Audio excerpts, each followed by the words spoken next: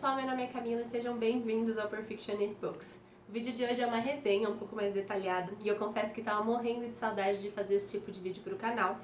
E a gente vai falar de um livro que é muito mais do que um livro de terror, que é muito mais do que um palhaço que assombra crianças, que é It, do Stephen King. Então vamos começar.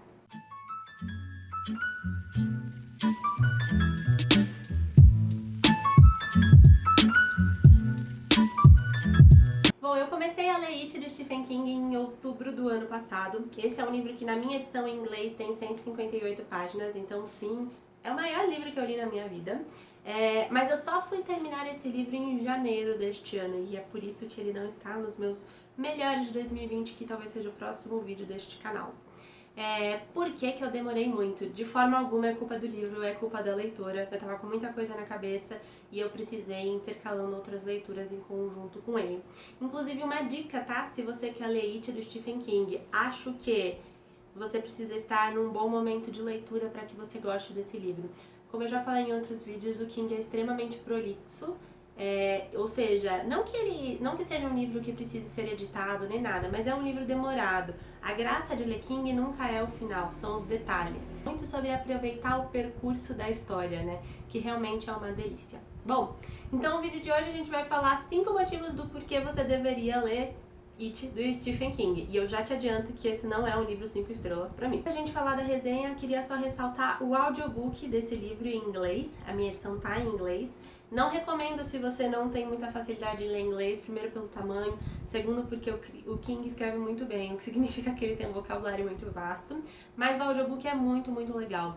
É um narrador só, mas toda vez que ele precisa gaguejar por causa de um personagem, ele faz isso super bem, ele consegue criar dinâmica para vários dos personagens que tem aqui. Então se você tá procurando um bom audiobook ou talvez um bom combo para fazer uma releitura desse livro, acho que vale super a pena. Eu usei o Scribd como plataforma para audiobook, tá bom? Então vamos fazer uma sinopse um pouco geral e depois a gente vai falando dos motivos. Aqui a gente está seguindo 7 crianças que têm mais ou menos uns 11, 12 anos. A história começa se passando em 1958 e é nessa cidade que chama Derry, que é a principal cidade do universo Stephen King. E eu não sou especialista nisso, tá? Eu li muito pouco King para poder saber muita coisa. Mas em Derry a gente tem uma criatura que se chama It, que de tempos em tempos assombra a cidade e que está muito envolvida com o sequestro e com morte de várias crianças. Então, do ponto de vista dos adultos da cidade, ninguém meio que reconhece a existência dessa criatura. Todo mundo fica pensando que é tipo um maníaco do parque, que está sequestrando as crianças, mas todo mundo meio que também sabe que tem algo de errado com a criança. A figura do palhaço é muito associada por todas as crianças aqui e eu acho que ela fica muito mais famosa por uma questão cinematográfica, né? Por ser uma questão, um medo comum para crianças. Mas o It é muito mais do que um palhaço. Então vamos lá! 5 motivos do porquê você deveria ler It do Stephen King. Primeiro, personagens. Como eu comentei, a gente segue 7 crianças aqui e essas 7 crianças são as personagens principais. Talvez você tenha uma ou outra que seja mais líder ali, mas o livro foca muito em todas elas. Então você que conhece a mãe, o pai, os medos, os amigos, as dificuldades e assim, é extremamente complexo o mundo de cada uma delas.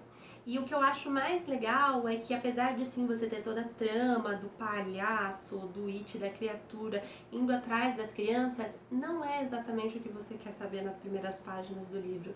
Nas primeiras páginas do livro você quer saber como eles vão se tornar amigos, como que eles vão lidar com os problemas que eles têm na escola, como que vai ser talvez a reação do pai do fulano de tal. É um universo muito grande, mas você se preocupa muito com as peculiaridades e as coisas mínimas de cada um dos personagens. Acho que, assim, o cast que tem pra esse livro é muito bom.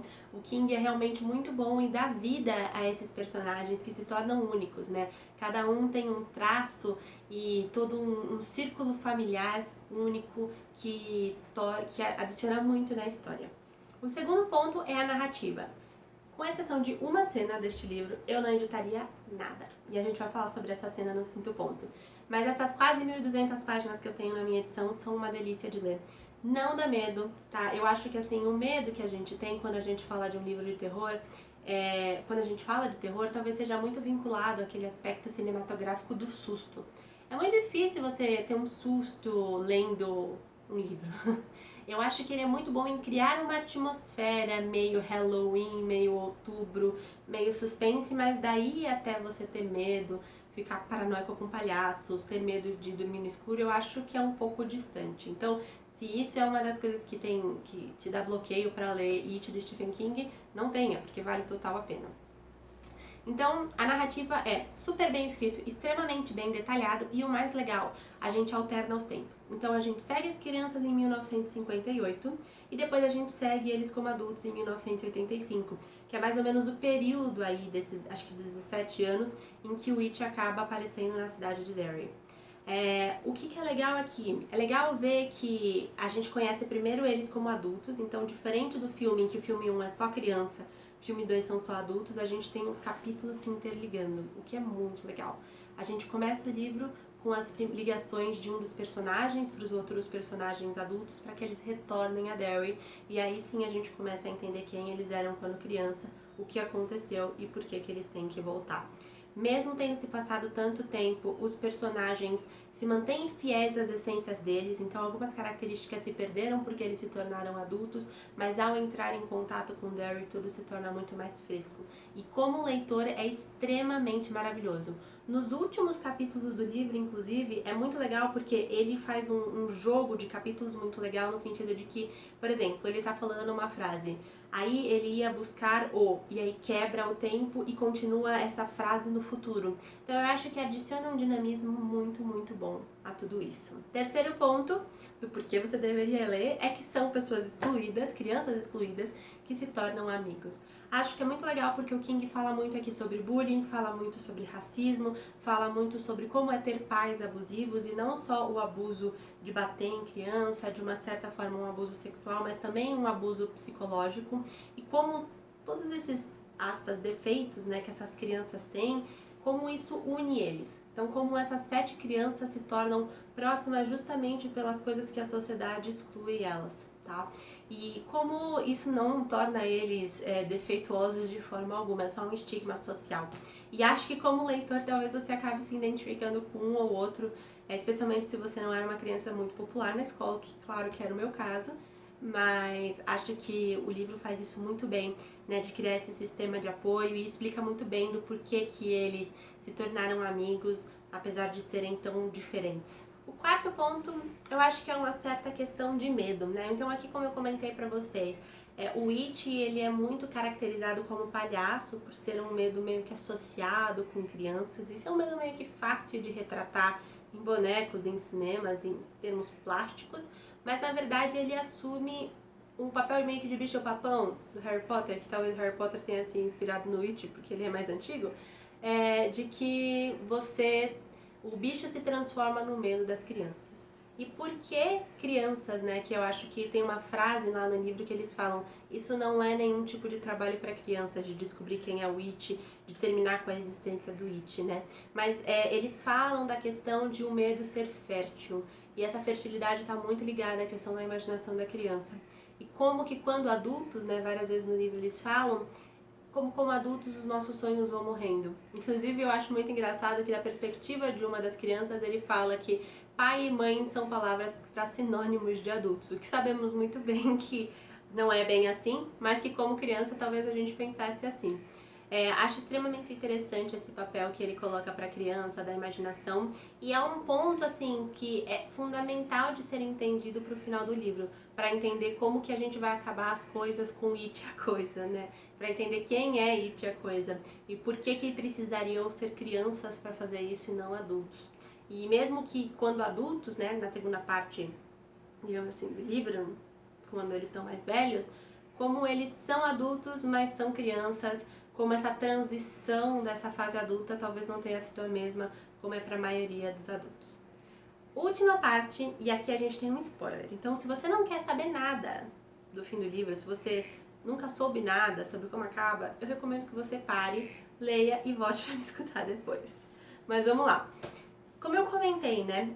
O It, ele é um livro de mistério. Ele tem uma atmosfera muito boa. E até mais ou menos a página 900 e alguma coisa, eu acho que ele se mantém bem fiel a esse gênero. Depois as coisas começam a meio que degringolar.